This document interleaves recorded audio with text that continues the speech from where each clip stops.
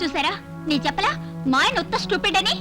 అయినా మీ duty B shift కదా, ఇప్పుడే చెరవటి ఎట్టా నేను షిఫ్ట్ మార్చుకున్నానులే. తస్సదియ్యా మందలు చెప్పమంటే మాట మారుస్తుండవే.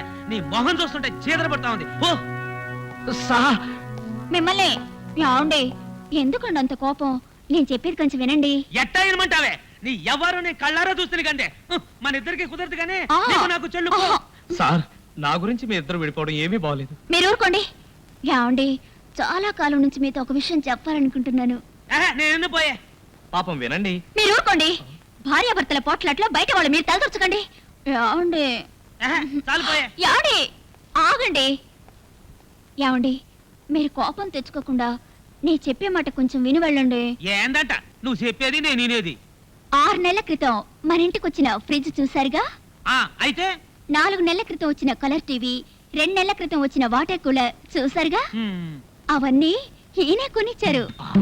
ఎట్టా మరి ఆ మందుల ముందే చెప్పొచ్చు కదా. నన్ను చెప్పనిస్తేగా.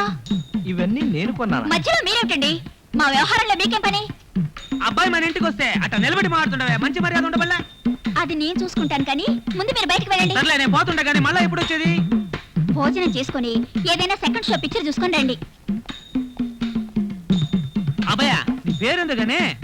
వరుణ్. అన్నీ ఉన్నాయి, అన్నీ కొనిచ్చినావు, ఒక్క వాషింగ్ మిషన్. సర్లే మీరిద్దరు చూసుకోండి. అబ్బాయి జాగ్రత్త.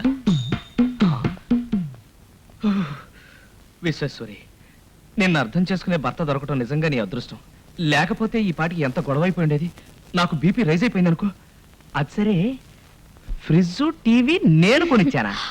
ఇవన్నీ ఆయనకి తెలియకూడదని నా జీతంతో కొంటున్నానని ఆయనతో అబద్ధం చెప్పాను. మరి ఇవన్నీ ఎవరు కొనిచ్చినట్టు? మీలాంటి వాళ్ళు ఇచ్చిన డబ్బుతో. అంటే నువ్వు ఆ టైపా? కాదు, ఫ్యామిలీ టైప్. అటువంటి టైప్ ఒకటి ఉందా? అయినా మీరంటే నాకెంతో ఇష్టం, మీరంటే నాకెంతో ఇష్టం అన్నావుగా. అలాగే చెప్తే మీరు సంతోషపడతారని అన్నాను, కానీ నిజంగా ఇష్టం ఉండి కాదు. 500 ఇవ్వండి. 500? ఎందుకు, దేనికి? నా సర్వీసెస్ కి. ఎలాంటి సర్వీసెస్ అంటే నాకు ఇష్టం ఉండదు. ఇవ్వకపోతే నువ్వు ఇక్కడ నుంచి కదలలేవు. నువ్వా? నన్ను నువ్వు అంటావా? ఉత్తి నువ్వు కాదు, బోడి నువ్వు. నేను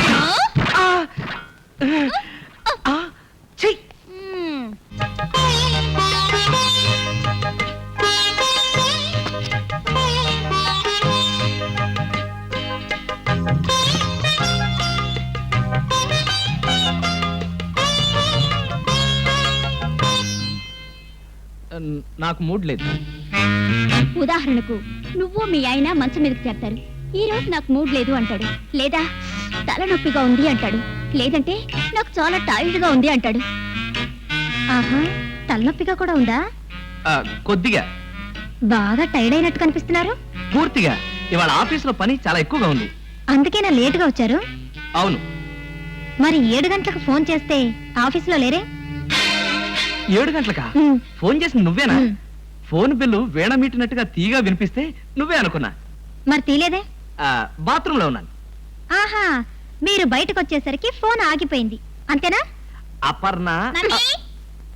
మమ్మీ నాకు నిద్ర రావట్లేదు, ఏదైనా కథ చెప్పు. నాకు కథలు రావు, మీ నాన్న అడుగు, ఆయనకి చాలా వచ్చు. నాకేమొచ్చు? మీ నాన్న చెప్పేవన్నీ అబద్ధాలు రా. అబద్ధాలు చెప్పేవాళ్ళు చిట్టే కథలు చెప్పగలరు. నేనే కథలు చెప్పాను? మొన్న లక్నో కథ చెప్పారు, ఇవాళ లండన్ కథ చెప్పారు. అలాగే ఏదో ఒక కథ చెప్పండి. అపర్ణ, చాలా తెలివిగా మాట్లాడుతున్నాను అనుకోవద్దు. భర్తలను కూడా చూడకుండా నన్ను అవమానించావు. రాయ్ బుజ్జి, బయటికి ఎందుకు?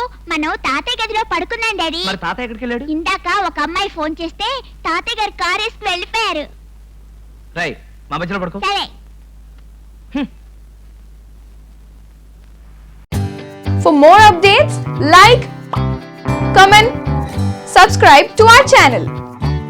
Hey darlings, గంటని click చేయడం మర్చిపోకండి.